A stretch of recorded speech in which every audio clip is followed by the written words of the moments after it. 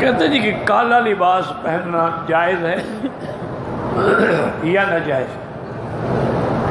مسئلے کو سمجھنے کی کوشش کریں۔ ایک ہے مطلقاً کالا لباس پہننا، کوئی بندہ سارا سال پہن لیتا ہے، کوئی حاجت نہیں۔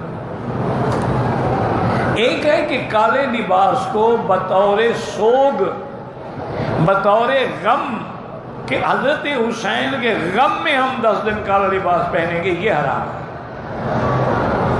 یا کسی کی موت میں باپ مر گیا، ماں مر گئی، بیوی مر گئی، اب ہم نے کالا لباس پہنا ہوا ہے کہ اس کے غم میں اور سوگ میں ظاہر ہو کہ یہ غم میں ہے، تو یہ حرام ہے۔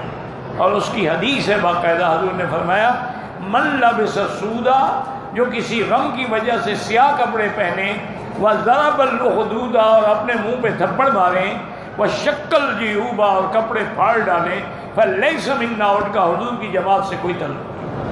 یہ تو باقاعدہ حدیث۔ ایک ہے کہ مطلقاً سارا سال لباس پہنو، کوئی فرق نہیں پڑتا۔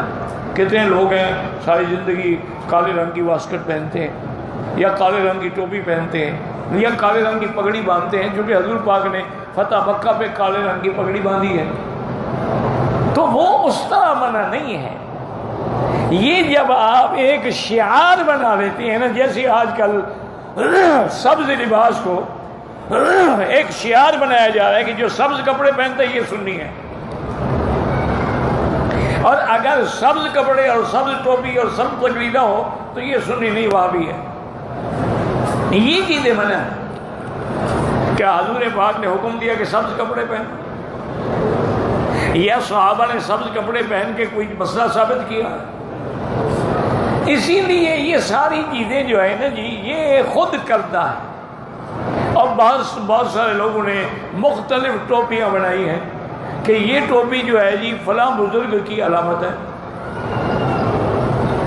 بہت سارے لوگ جو ہیں گلے میں کپڑا ڈالتے ہیں، کوئی سبز ڈالتا ہے، کوئی سفید ڈالتا ہے، کوئی اس کے بعد گہرے کلر کا ڈالتا ہے، یہ بھی علامات، یہ چیزیں ناجائز ہیں۔ ویسے کوئی کپڑے پہنو، ریشم نہ ہو، کوئی کپڑا ہو، آپ مرضی آئے پہنے، عورتیں پہنے، مرد پہنے، کوئی ایسی بات نہیں۔